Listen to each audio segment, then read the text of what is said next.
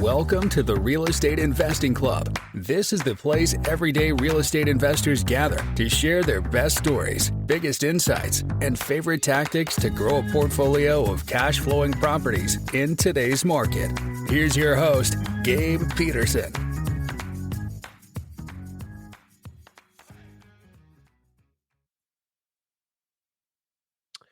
All right. Welcome back to another episode of the Real Estate Investing Club. It is a sunny Friday in early October here in Seattle, and absolutely loving it. We're getting some cold weather, which I like, and then today is actually sunny with cold weather, which is my favorite. It means I should probably move out to Colorado if that's what I'm looking for. But today's a good day because we got Peter Eberhardt with us from Eberhardt Capital. He is a BMX rider turned multifamily investor, which is a great.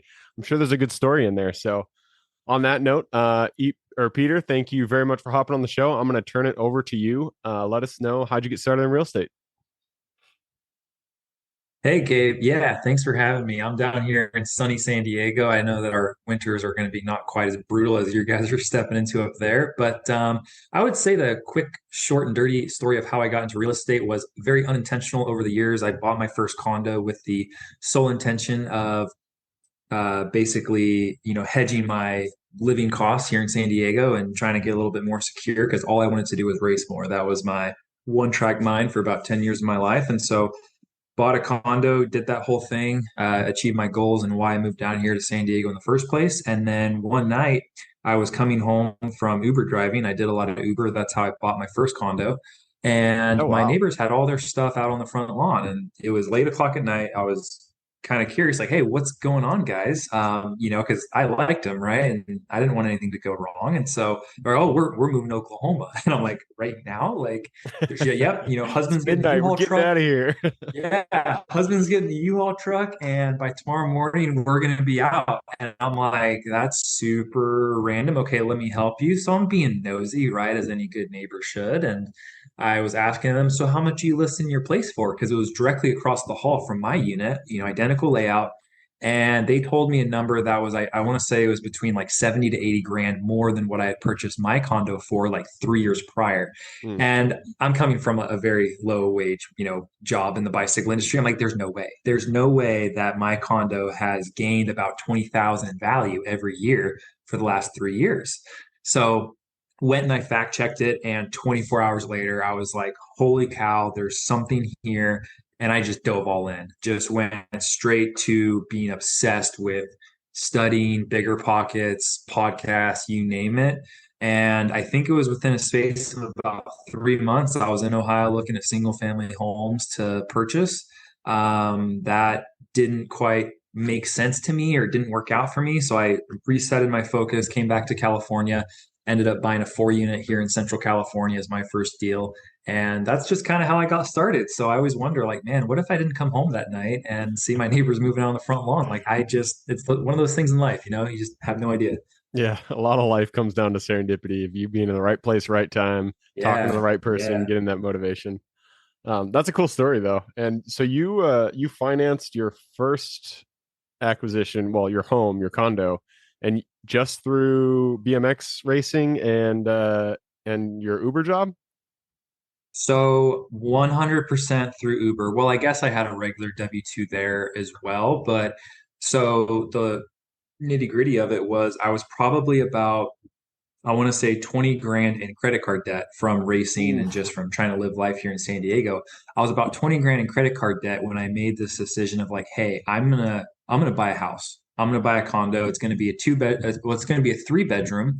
I'm gonna have two roommates. They're gonna pay for my mortgage. That'll allow me to have more money to train and race, and I don't have to work so much overtime. And so that was my plan. Uber and Lyft were just becoming, they were just merging in the industry here in San Diego, like just introduced to the market at the time. And I tried it, and right away I was making probably twice as much as I was at my regular job on a weekend. And so to me at the time, it was a lot of money to be able to make $1,500 a week on the side. And so I basically within 6 months went from about 20 grand in debt to about 30 grand in savings. Had a lot of trials and tribulations during that time, but I basically, saved every single cent. I would be working 110 plus hours a week.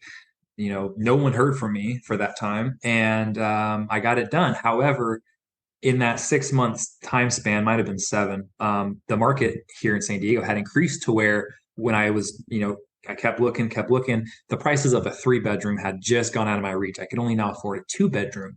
So I was pissed. I was like, man, I just, in my mind, wasted this whole time saving up for something that now I can't get. Right. So I was very frustrated and ended up just saying, you know what, screw it. I'll buy a 2 bedroom condo. I got one roommate, which at the end of the day was, I was paying about the same as I was in rent before all that happened. So needless to say, I wasn't really happy. And keep in mind, I had zero idea about real estate investing, or that was just not on my radar. So I didn't care. I was just mad that I had worked for 6 months, did no racing, and all I wanted to do was get back on my bike. So that's what I did. Got back on my bike, and I got my national rankings, is what my dream was coming down here for. And then, a few years later, when I dove into real estate, pulling out a HELOC on this condo was actually what gave me my seed money to get started and help me buying that fourplex. So in retrospect, right, I now understand why people kept saying, wow, that's so great. You're thinking ahead to your future. And, inwardly, I was just pissed off. Like, what do you mean it's so great? Like, I just wasted 6 months of my life. But anyways, yeah, so that was my first and second purchase, was really through Uber. Very cool. Are you still racing? I'm not. No, I hung up the bike and just It's a had zero young desire man's to touch game. it again. Yeah, had that big identity shift. I mean, I still go out to the track once in a while just to have fun and to just keep in touch with people, but definitely taking a long hiatus from the competitive national circuit for now. Yeah, that makes sense. Right on, man. So you dropped it in there that your first acquisition after the one that you were living in, it sounded like you were going into Ohio. What made you turn your attention over there before coming back to California? It was just I fell succumb to all of the internet BS about, oh, you live in California, you have to go out of state. I mean, not only bigger pockets. I don't want to ream on bigger pockets by any means, but just the internet in general is just filled with way too much information for me that I have to take action. It's tough, and that was my biggest pain point, was analysis paralysis and all of that. So I spent the minimal amount of time in my first stages of learning where I would just listen to one or two podcasts on any given subject and say, okay, like I like that or I don't, right? Yeah. And so, just, like cash flow goals, what I wanted, I had no idea. So the first and foremost thought was just do something. I don't care what it is, bad deal, whatever, just do something. So with the money I pulled out from my condo during the HELOC, I got $64,000 in that first line. And again, that was a ginormous amount of money for me at the time. Like, I had never in my life fathomed that I would have access to $64,000. My credit cards were like $6,000 or something. So that was a lot. So I'm like, in my research, I'm like, okay, I can go and buy 2 single-family homes in Ohio, and that'll get me started, right? So I went out there, networked, met the agents, did all that thing, and it just didn't sit right with me. You get your gut feeling. It didn't make sense for me to pay a management fee. It didn't make sense that it was halfway across the nation, and it didn't make sense the couple $100 maybe I would get in cash flow. Right. And so I said, you know what, let me just revisit this. So I went to leverage the FHA route and set my sights on getting a fourplex here in California. Then in comes the pandemic, right? And prices just shoot through the roof. And FHA offers just would not get accepted. And again, I'm a man of action. And so I got more and more anxious as time went on. 6 months later, probably, I don't know how many offers, 60 to 70 offers later, trying to do FHAs. And I'm placing offers on literally any fourplex that pops up between here and a 5-hour drive. Like, I don't care. LA, San Diego County, Orange County, Central Valley. I did not care. And I was just getting beat up by these conventional offers, all cash. We all know the story, right? So Yeah. eventually, after a lot of frustration with, again, not getting my action, not moving my steps forward, I switched from FHA offers to conventional offers. And in hindsight, and I don't live with regrets, but if I had a hindsight, I would say I wish I would have switched from looking at 4 units to only going 5 and up, so I could better have my valuation based on a NOI and a cap rate. But I didn't, and I got a fourplex in Central California and I moved up there for 8 months and renovated all 4 units, kicked everyone out by myself. We actually had to evict a tenant during escrow, which was definitely added a lot of excitement to the closing process to get that thing across the finish line. And that's kind of how I got into my first deal. Nice, man. I'm going to pause it real quick so we can fix a tech issue. So we'll be right back.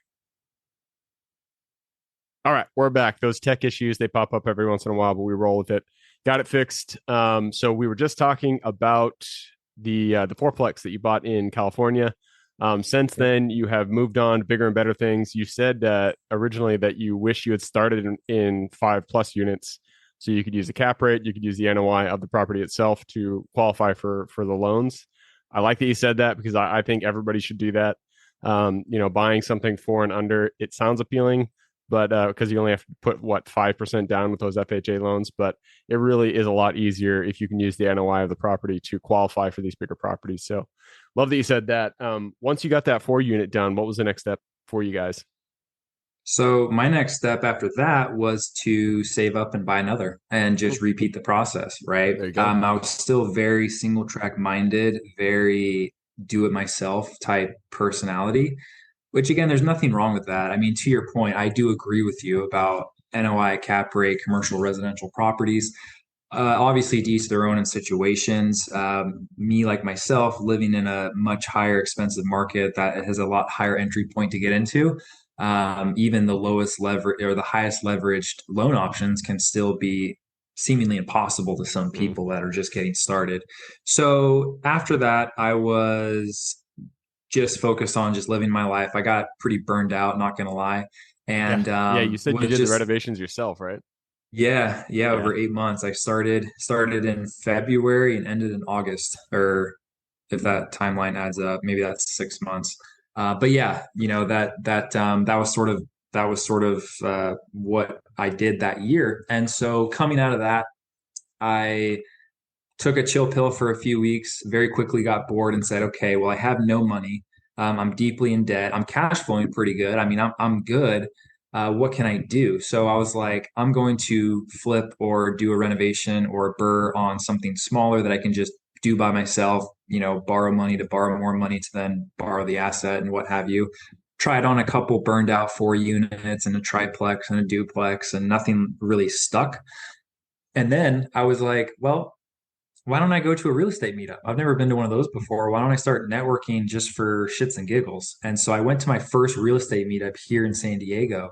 And I tell you what, Gabe, within 7 days, my entire perspective and mindset shifted from going by myself and doing 4 units to partnering up and syndications and all that stuff.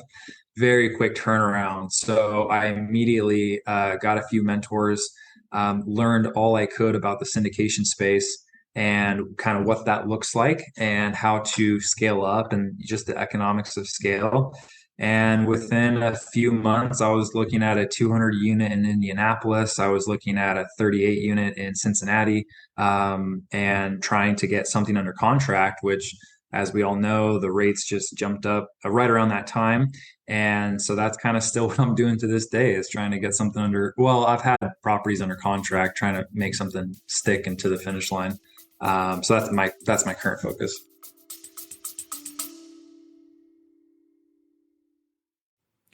Before we continue on with today's guest, I want to tell you guys about a community I'm launching on School to help investors like yourself grow your own portfolio. In this community, you'll get access to all the docs I use, all the systems I've built, everything I've used to grow my own portfolio, as well as instructions and guidance on how to get out there and find great deals, how to finance those deals, and then how to manage them for great returns. Since we're just launching it, the price will be set at a measly $20 per month, and whatever price you join at is the price you'll have for life. We will be increasing the price as the group grows, so if you're at all interested in growing your portfolio along other investors, now is the time to join. I will put the link somewhere in the bio or on our podcast website at therealestateinvestingclub.com. So if you are interested, head on over there. With that said, let's get back to the podcast. Cool, man. No, I love to hear that. And it's amazing what networking with other people who are out there doing it, what that does to your own perspective. Like you say, if you're out there, if you've only seen, HGTV shows and you're doing the flips, and you don't realize it's not even on your radar. Yeah, exactly. Which is great. I mean, it's another reason why I always suggest people, go to conferences, go to meetups, start a podcast if you want, some way to go out there, talk to other investors so you can get their perspective on what they're doing, and maybe it's something that you want to add to your own tool belt. So that's awesome that you're looking at bigger deals, you're thinking about syndications, you put offers out there. How are you structuring it? This is the first time we've talked to somebody before they've actually done the syndication, so I'm curious where your perspective is and what you're looking to do on your first one.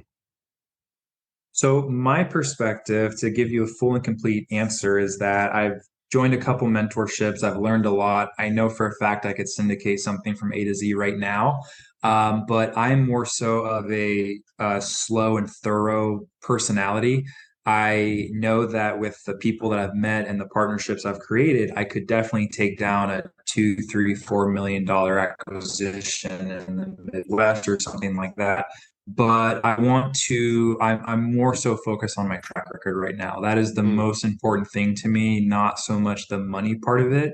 And so if I can JV something a little bit smaller and prove that I can become an operator, because really you see all these people celebrating when they close a deal, but that's when the work really starts. If you can operate the asset and turn it around, stabilize it in the quickest amount of time possible, that's something that's where the effort comes in. And so yes, I am open to syndicating something larger, but again, with my track record, which is zero, and with it's not zero. I mean, limited amount of capital that you've done your small multifamily, and you have a positive track record. Yeah, zero. Yeah, I just want to, people say they don't have any track record, and then they have experience, and I like to point that out because it is a track record for someone. If you were to go to, a GP and you want to be a co-GP and you say, hey, can I join your team? And they say, do you have experience? You don't say you don't have any experience. You say, hey man, I've done these quads. I've done successful flips. So I feel like that you're not giving enough credit to where credit's due. So that's something good to have on your belt. Oh, that's true. I appreciate that, Gabe. And to be fair, when I am talking to a broker, I say, I've done this 4-unit, and I really can self-market and pump myself up well. I guess I did just reference, I have zero experience in the 5 and up space, but I'm more so focused on doing something that I can either JV myself with other people or, something, if it was a smaller syndication or again, just really focus on my track record first. It's now that I kind of know how the game works, it's a little bit harder for me to fathom actually finding a good deal from a broker relation that is actually worth doing. And that's kind of been my experience. And so, like my latest one, it was a 5-unit also in the Central California area. The seller was originally wanting $400,000 for it. I immediately drove up there. I knew the area. That's another thing I found out about myself along this journey was I really like to do business in person and be my operator, boots on the ground in person. So I'm giving California my best shot. I know the laws, I know all the red tape, and I know how to navigate it, and I'm okay with it. So let's roll. Yeah. And so I went up to Central California to walk this 5-unit with the seller, and it was in the worst possible physical and operational shape you can imagine, right? Like hasn't been touched hasn't been touched in 30 years. Like it was just a complete mess. And so I said, this is perfect. Like this is exactly what I want. And so got to talking with the seller and got to know his situation a little bit. And I knew for a fact there was no way anyone would be paying $400,000 for this 5-unit building. And so I gave him 2 options. I said, I know that you really want your price. I'll do $400,000 at a 4%, 100% seller carry for 36 months. And those terms would allow me to stabilize and exit on the exit I needed in order to pay him and just keep everybody happy. And then I gave him the second offer. I said, or I can just do it. I can just cash you out and just conventional finance you at $302,000, right? And he countered me at 338 for just a full cash out. I couldn't make that happen, and even if I could, I wouldn't want to. It was just between all the aspects and the whole package of the deal, it was still a little bit too risky. So I countered him again at 312, and it went under contract the other day for 325. So I asked the broker. I said, "Hey, did the because it's already fallen out of escrow twice?" And I asked him. I said, "Hey, did the buyers that went into contract, did they actually come up and physically walk the property? Like, do they know X, Y, Z?" He's like, "No, no." And I'm like, "All right, well, we'll keep an eye on it and see what happens." But that's just the environment we're in. We got to get creative. We have to really see what the pain point is for the sellers and see if we can meet that. And the price is kind of the least important part of the deal. I mean, the terms are way more important. So that's something to definitely keep in mind. Cool, man. Yeah, I always put out seller financing. In fact, the majority of the deals that I've done up to this point have been seller finance, just because it is great on both sides. And so whenever I put an offer out there, I always throw out, "Hey, we can also do this with these seller financing terms. We can exceed the price that you're asking if you give us good terms." So love that you did that. And it's cool that you're staying in California. I know, a lot of people, if they're in the higher price point markets like Seattle, like San Diego, they feel like they need to get out of there. But man, if there's real estate there, you can do deals. So that's great that you're sticking around home. We just went through the time, so it is time to go to the quick question round. Are you ready? Let's go fire away. All right, let's do it. Starts with books or any form of education. Give me 2 recommendations, one for general life wisdom and then one for real estate specific.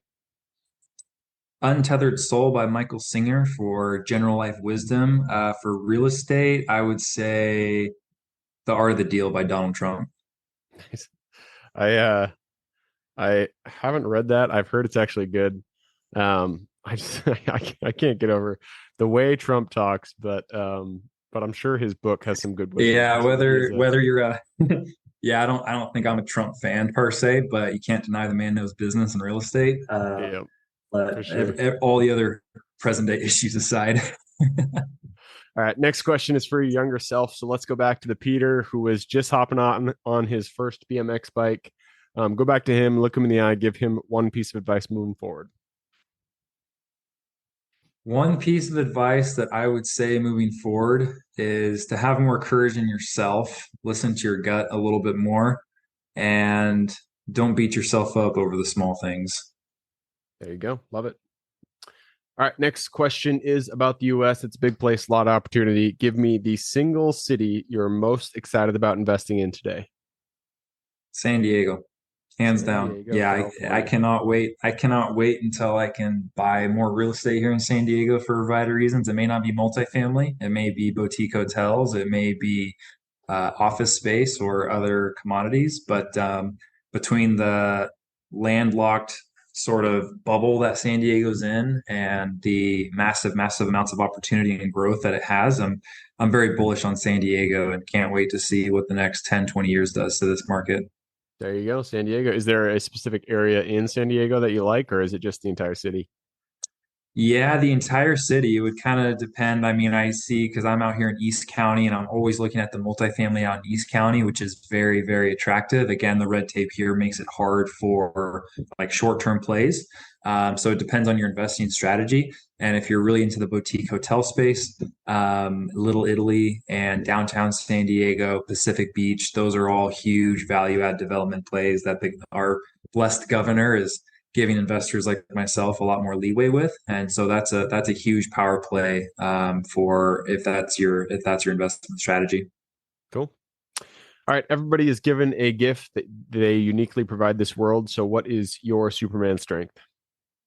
My Superman strength, I would say, is being able to relate to an individual on their journey and where they're at in a way so that I can actually give them something that can help them move forward. And you always get a lot of these cliche sayings, a lot of these, just all this BS stuff that doesn't really work. And most of it doesn't work is because it's not relatable to that person. You really have to listen to someone. And, all the real estate meetups that I go to, all of my friends, colleagues, mentors, people that follow me, being able to answer their question in depth, give a deep answer other than a cliche 2-second answer. I find a lot of joy in that. Nice being able to connect with people. That is definitely a Superman strength. Next question is about finding deals. It all starts with connecting with the seller. So what is your favorite way to find good deals? Call them, call the seller and try to get them on the phone. I like to start with a skip tracing service or a skip tracing platform, not to actually use the skip tracing services in the sense of mass emails or mailers or cold calls, automated things like that. I basically use that to get an initial starting list, which I then go through and either add or take away by driving past the actual properties to see, okay, like these properties I want to call on.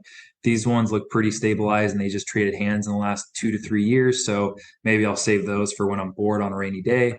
But that way it kind of gives me a jump start on having the best of both worlds, the in-person communications and the powers of a skip tracing service to get that database, that large database right away and up front. So that's kind of my method that I've been using. Also more reason to be in market, be your own boots on the ground so that you can be physically driving past these properties. That's huge. Yeah, for sure. What skip tracer do you use? So I use Reonomy and Google Maps. Those are my two main ways to either get that initial list, or I just love to surf through Google Maps. There's also another app. It's called Gaia or Gaia, GAIA. GPS. It's more of a hiking, outdoorsy kind of all-in-one app, but you can purchase a map layer, which is a private lands map layer, and it'll show the owner's information on the parcel over a satellite view. So while you're cruising through, searching through the streets, you can say, okay, well, that house has 4 AC units on it. That's a fourplex. And right there, you have the owner's information. So then you can save that step of going to your tax assessor's website to look it up. So that's probably one of my favorite apps to use. And that can really speed up your list building process so you can get to the good stuff quicker. Cool. What was the app's name again? Gaia, you said? I pronounce it Gaia, GAIA. Gaia.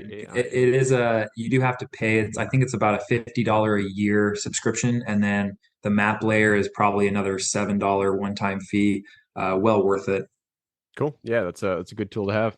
All right, that leads us to the very last question. This is for the listeners. You've given us a lot to think about. I'm sure people want to reach out, get in contact with you, maybe do a deal with you down there in San Diego. So what is the best way for people to get in contact with you? I would say text me. Shoot, call me, text me, 707-489-6236. That's my direct number. And if you spam me, don't worry, I'll block you. That's pretty easy to do these days. Instagram is the next best way if you want to keep up with what I'm doing. And my handle is simply my first name, last name. So at Peter Eberhardt. Cool. And that is Peter spelled as you'd think, Peter, and Eberhardt is Eberhardt. You got it. Yeah, thank you. Yeah, I will put that link in the show notes. So if y'all want to reach out to Peter, just go ahead and click a little more in the description. It'll pull down that full description. In there, you can find his link. All right, man, that wraps it up. Thank you very much for hopping on the show. Absolutely, Gabe. Appreciate it. Go ahead and crush your Friday. Absolutely. For everybody who's here with us today, thank you guys for showing up. You are the reason we do this. So if you guys have any questions whatsoever, reach out to me, Gabe, at therealestateinvestingclub.com. If you guys want to support the show, all we ask, like, subscribe, share, all that jazz. Other than that, I hope you guys have a great week. Keep rocking real estate, and I look forward to seeing you on the next episode. All right, before I officially sign off, I have a quick announcement to make. If you're interested in becoming a passive investor in one of my deals, my own company, Kaizen Properties, is looking for capital partners for our upcoming projects. We invest in what are known as recession-resistant assets, mainly self-storage facilities, mobile home and RV parks, and industrial properties. If you're interested in investing and would like to learn a little bit more about my company, our investing criteria, and some of the previous projects we've done, go to the Real Estate Investing Club podcast at therealestateinvestingclub.com and scroll all the way down to the bottom of the page. Click on the Invest With Us button. That'll pop up the investor form. Fill that out, and we will reach back out to you as soon as we can. Or if you prefer a little bit more of a personal touch, you can reach out to me at gabe@therealestateinvestingclub.com. So really, that is it. Again, it was a pleasure hanging out with you guys during this episode, and I look forward to seeing you on the next episode.